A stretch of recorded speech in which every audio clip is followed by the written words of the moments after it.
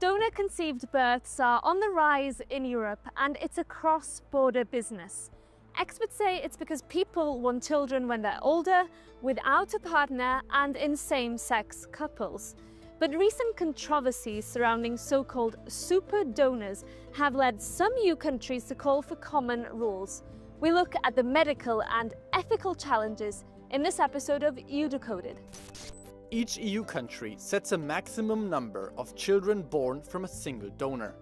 This can range from 1 in Cyprus to 15 in Germany. Some member states prefer to limit the number of families that can use the same donor. Sweden and Belgium limit this to 6, but Denmark allows up to 12 families. There is no limit for international donations, however. There are commercial cryobanks that set voluntary limits, but as many as 75 children have been conceived by the same donor.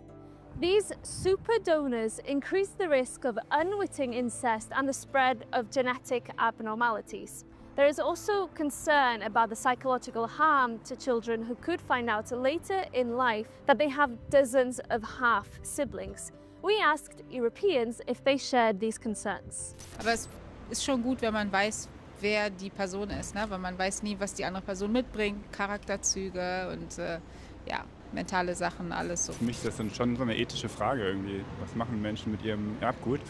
Eigentlich ihren Lauf lassen soll.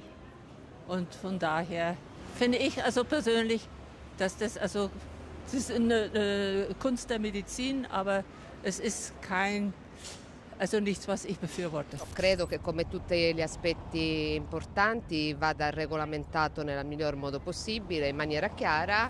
Credo che sia una cosa che debba essere più regolamentata, insomma, e che ci sia più informazione soprattutto nelle scuole, dato che in Italia su questo praticamente non se ne parla zero. Euronews' reporter Amandine Hess is here with me now to help us delve deeper into this issue. Amandine, we've had reports recently of some very controversial cases of sperm donors, particularly in Europe. Tell us more about some of these cases. Well, a few weeks ago, it has been reported that a Danish donor who was unknowingly carrying a rare genetic mutation that increases the risk of cancer had helped conceive at least 67 children in Europe, and 10 of them have been diagnosed with cancer.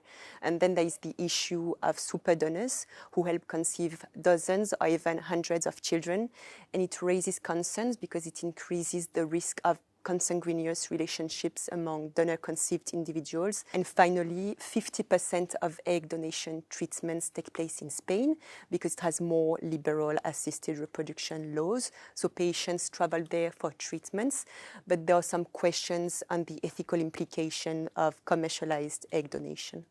There's also the question of anonymity of these donors. Tell us what the situation is on that across the European Union, and what are some of the ethical questions that arise from this? For instance, sperm donation is anonymous in Italy, but it's not the case in the Netherlands. And in some countries, such as Austria, it's semi-anonymous, which means that sperm donation is anonymous only between the donor and the recipients. Now, because of DNA testing and social media, donors' anonymity can no longer be 100% guaranteed. So it's more and more common that children can get in touch with their half-siblings or their donor, and can be challenging for them, but also for their families. Finally, we know that there's increasing concern among many EU countries, and that they're trying to propose solutions to this. What are some of the options on the table right now? Some member states limit the number of children per donor. Others prefer to limit the number of families per donor to allow them to have biological siblings, but there is no international limitations. So some commercialized sperm banks have their own voluntary limits, such as 75 families per donor, but others have not. So it's not uncommon that some children have more than 100 half-siblings. So this is the kind of situation that this proposal would prevent. The human body and its parts cannot generate financial profit, according to the Oviedo Convention. Commercial cryobanks earn revenues based on services related to the handling, freezing, and storage of sperm and eggs. as well as through tests to screen potential donors. Some companies have online catalogs that disclose basic donor details, such as ethnicity, eye and hair color, height, weight, and occupation. Clients can pay a higher fee to access more complete profiles. Nuestra invitada es Elena Nevado del Campo, eurodiputada del Partido Popular Europeo y miembro de la Comisión de Salud Pública. ¿Hasta qué punto pueden las instituciones de la Unión Europea establecer un cupo para estas donaciones, dado que la salud es, ante todo, una cuestión de jurisdicción nacional? Tenemos un reglamento que se aprobó recientemente en el 2024 sobre normas de calidad y seguridad de sustancias de origen humano destinadas a la aplicación precisamente en el ser humano. Y ese reglamento, que es de obligado cumplimiento para todos los Estados miembros, también recoge la donación y el esperma y los ovocitos para la reproducción humana. Por lo tanto, yo sí que creo que podemos establecer un marco más global con la prudencia que la propia Comisión Europea, a través de doña Sandra Galina, ha señalado. ¿Ve usted útil la creación de registros nacionales que contribuyan luego a un registro central europeo para donaciones transfronterizas? Muchas leyes a nivel nacional ya prevén el establecimiento de estos registros, pero realmente muchos no se han puesto en marcha. Iría más allá.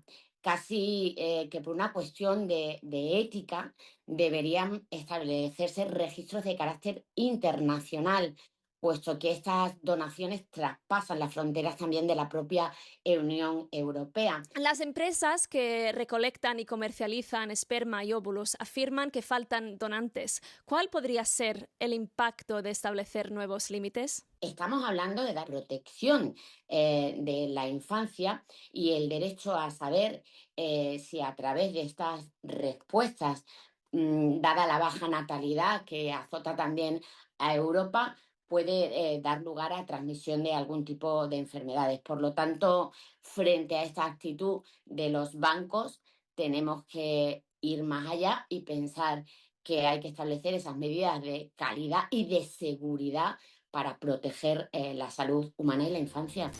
The cross-border sperm donation business will likely continue to boom, but the medical and ethical concerns mean that new rules are required and fast.